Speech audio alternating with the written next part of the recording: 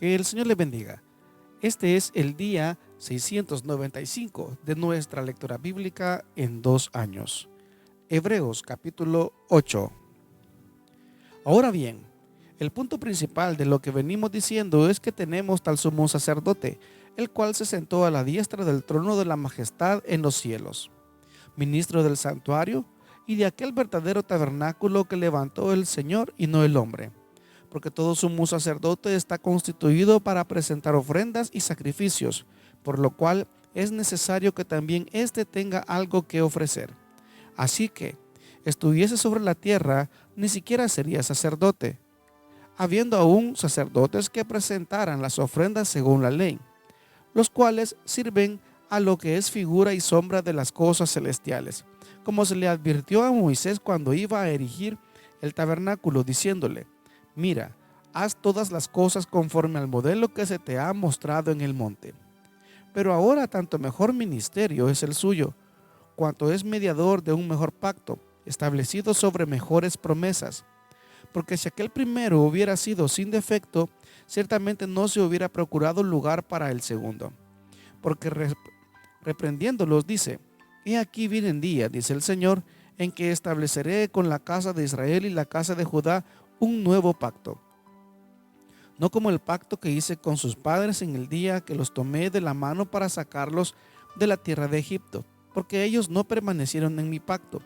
y yo desentendí de ellos, dice el Señor.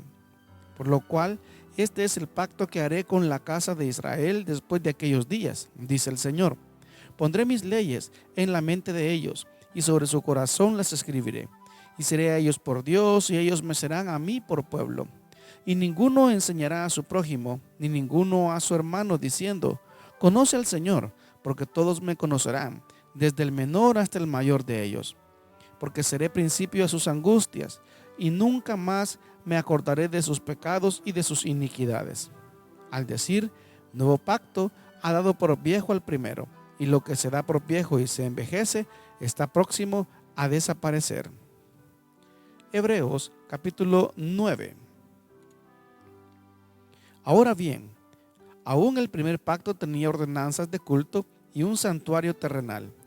porque el tabernáculo estaba dispuesto así. En la primera parte, llamada el lugar santo, estaba el candelabro, la mesa y los panes de la proposición. Tras el segundo velo estaba la parte del tabernáculo llamada el lugar santísimo, el cual tenía un incensario de oro y el arca del pacto cubierta de oro por todas partes, en la que estaba una urna de oro que contenía el maná, la vara de Aarón que reverdeció y las tablas del pacto, y sobre ella los querubines de gloria que cubrían el propiciatorio, de las cuales cosas no se puede ahora hablar en detalle.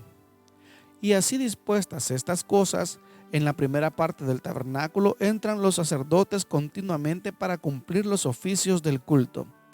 Pero en la segunda parte, solo el sumo sacerdote una vez al año, no sin sangre, la cual ofrece por sí mismo y por los pecados de ignorancia del pueblo, dando el Espíritu Santo a entender con esto que aún no se había manifestado el camino al lugar santísimo, entre tanto que la primera parte del tabernáculo estuviese en pie, lo cual es símbolo para el tiempo presente, según el cual se presentan ofrendas y sacrificios que no pueden hacer perfecto en cuanto a la conciencia al que practica ese culto, ya que consiste solo de comidas y bebidas, de diversas abluciones y ordenanzas acerca de la carne, impuestas hasta el tiempo de reformar las cosas. Pero estando ya presente Cristo, sumo sacerdote de los bienes venideros, por el más amplio y más perfecto tabernáculo, no hecho de manos, es decir, no de esta creación, y no por sangre de machos cabríos, ni de becerros, sino por su propia sangre, entró una vez para siempre en el lugar santísimo, habiendo obtenido eterna redención. Porque si la sangre de los toros y de los machos cabríos y las cenizas de las becerras rociadas a los inmundos santifican para purificación de la carne, cuánto más la sangre de Cristo, el cual mediante el Espíritu Eterno se ofreció a sí mismo sin mancha a Dios, limpiará vuestras conciencias de obras muertas para que sirváis al Dios vivo. Así que, por eso es mediador de un nuevo pacto, para que interviniendo muerte para la remisión de las transgresiones que había bajo el primer pacto, los llamados reciban la promesa de la herencia eterna. Porque donde hay testamento es necesario que intervenga muerte del testador, porque el testamento como la muerte se confirma,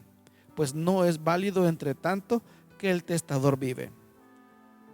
De donde ni aun el primer pacto fue instituido sin sangre,